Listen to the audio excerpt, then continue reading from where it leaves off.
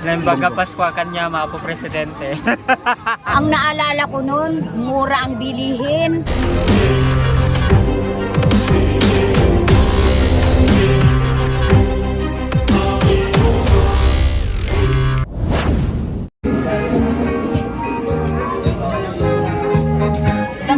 Apat po.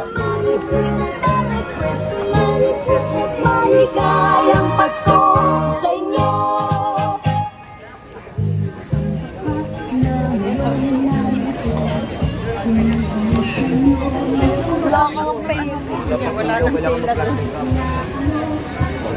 Ito ang kape at ito naman ang tsokolate. Yan na. Doon sa event, nung aabutin ng alas 2 ng madaling araw. Ay, O ngayon, hindi na ngayon, di ba? Alas ano, grabe mo na. ang bagal lang ano guys, yung puto bongbong. Yung puto bongbong talaga medyo ano, matagal kasi nilalagyan pa ng nyug kasi yan, no? Pag-a-assemble matagal. Puto bongbong.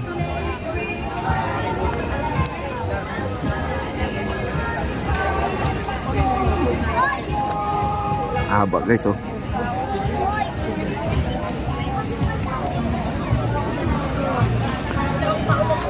Sir, ano po ang pagbati natin sa ating mahal na Pangulo? Ay, Merry Christmas sa'yo. Uy, ikaw ay Ilocano, di ba? Batiin nyo ng Ilocano si President. Lembaga Pasko kanya mga po presidente. At sa ating mahal na First Lady. Kastamot ka ni Apo Lisa Marcos.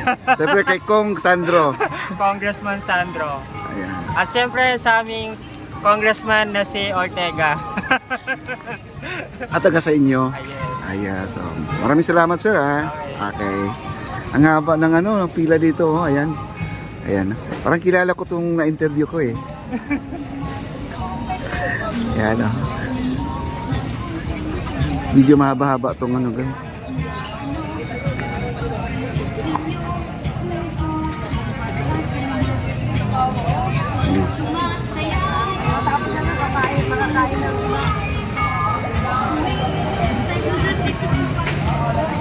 Lapit tayo dito.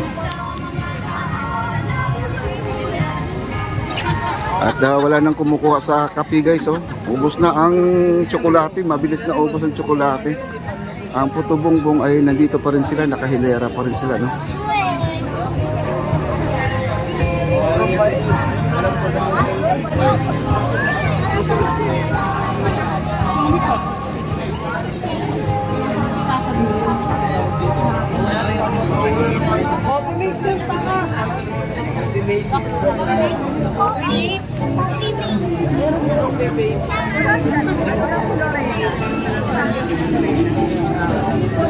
At puntahan po natin, may interview po dito guys. Sadaan lang.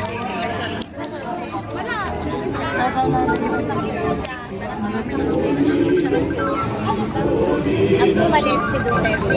Pero nung kinukuhanan nila ni Senator Villar, secretary dati ng DPWH at saka ni Digong yung pondo, hindi binigay sa kanila ng China. And then nung natapos yung term ni Digong, pumunta sila kay PBBM at sila ngayon yung nag-usap. Nagustuhan nila yung administrasyon ni PBBM. Mas nagtiwala sila. Kaya sa kanya ipinagawa. Ngayon, dahil ginawa na, natapos na, hindi naman inaangkin ni PBBM yan eh. At ang makikinabang taga Davao. Bakit? Taga Davao ba si PBBM? Sila yung makikinabang, hindi yung ibinibintang nila. Huwag natin gawing komplikasyon. Kahit sino pang presidente, basta ikaw ang nakaupo, ikaw yung magkakating the ribbon. Diba? Hindi natin, saka hindi niya inaangkin yan. Wala tayong yan, walang question. Yun po. Anong masasabi niyo po sa mga estudyante ngayon? Kasi sigaw nila, Marcos resign, pero sila ay pinaaral ng gobyerno. Ayun, yan ang kabaliktaran. Alam nyo, sa totoo lang, kung walang nag-i-impluwensya sa mga kabataan na yan, hindi nila gagawin yan. Kasi dapat tumanaw sila ng utang na loob. Napakaraming pinag-aral ng Marcos administration yung ama. And then naging mga abogado na ngayon, ano na sila. Ano ba to? Yung maunlad na, mga professional na. And then nasundan pa ngayon, pinag-aaral ng gobyerno. Bakit sila gumagawa ng ganyan? May nag-i-impluwensya sa kanila. Yun ang masasabi ko. Kasi kung sila lang, hindi nila gagawin yun. Marami rin akong kamag-anak nag-aaral sa UP, sa PUP.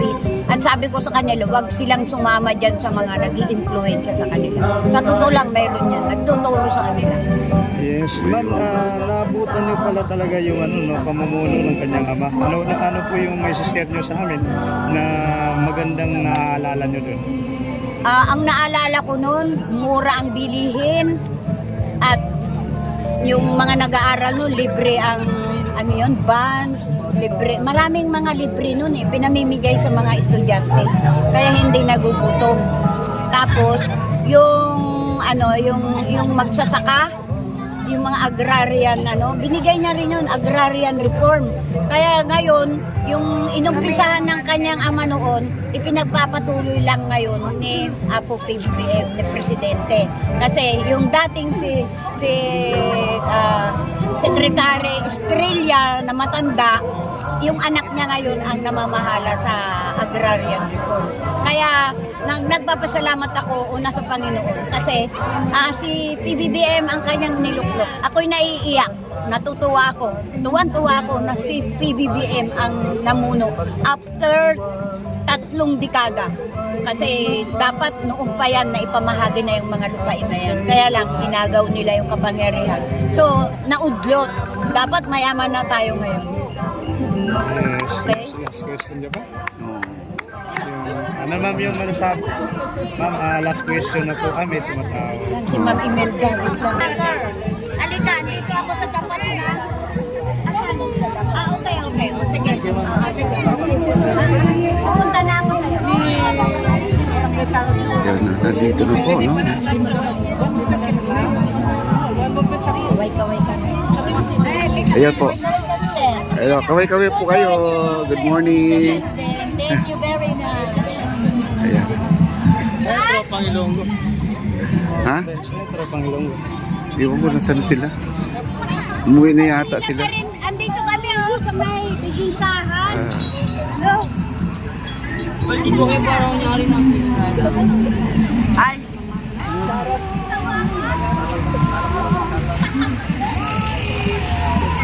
Ang haba pa ng pila, guys. Ay, punta tayo dito sa kabila, no? Dito po sa kabila ang nandun yata sa kabila sila.